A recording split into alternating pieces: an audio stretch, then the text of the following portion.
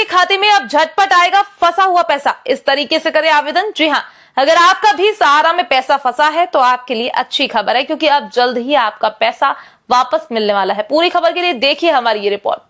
सहारा India वो company जिसने एक समय में देश के लोगों को भर भर कर ब्याज दिया था। देश के गरीब लोगों के अंदर सहारा में पैसा जमा करने की मानो होड़ सी लग गई थी, क्योंकि हर कोई चाहता था कि उसका पैसा जल्दी से डबल हो जाए। बस इसी उम्मीद में लोग सहारा कंपनी के अंदर पैसा जमा करते चले गए। लेकिन किसे पता था कि जो कंपनी इतने बड़े बड़े सपने दिखा रही है वो जल्द ही कंगाल होने वाली है और सभी लोगों का पैसा जो है वो डूबने वाला है। लेकिन अब सहारा कंपनी के अंदर पैसा लगाने वाले लोगों के लिए राहत भरी खबर है, क्योंकि हाल ही में पता चला है कि सहारा कंपनी अपनी 82 संपत्ति को बेचने की तैयारी कर रही है। बताया जा रहा है कि इसे अडानी ग्रुप खरीदेगा। हालांकि ये कितनी बड़ी डील है इसके बारे में अभी कुछ भी नहीं पता चला है, लेकिन माना जा रहा है कि ये डील 1 लाख करोड़ की होने वाली है। इससे उम्मीद जताई जा रही है कि अगर आने वाले दिनों में ये डील फाइनल होती है तो सहारा इस पैसे से अपने निवेशकों की रकम को वापस करने का काम करेगा, क्योंकि सरकार की तरफ से इसकी डेडलाइन 31 दिसंबर तय की गई है। ऐसे में अगर आपका भी सहारा में पैसा फंसा है तो अब आपको निराश होने की जरूरत नहीं है, क्योंकि सहारा से पैसा वापस मिलने की पूरी उम्मीद जाग गई है। लेकिन अगर आपने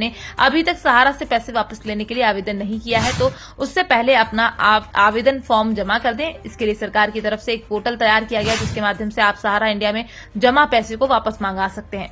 इसके लिए आपके पास सहारा में जमा किए गए पैसे की रसीद, आपका आधार कार्ड, आपका किसी एक बैंक में बैंक खाता जिसमें सहारा का पैसा जो है वो वापस मिल सके, इन सभी दस्तावेजों की डिटेल भरकर आप वेबसाइट की मदद से आसानी से आवेदन कर सकते हो। इसके बाद आपके दस्तावेजों की जांच की जाएगी। अगर आपके सारे दस्तावेज सही पाए जाते हैं तो आपका पूरा पैसा वापस दे दिया जाएगा। हालांकि सरकार का कहना है कि फिलहाल ये राशि केवल 50,000 रूपये तक ही दी जाएगी।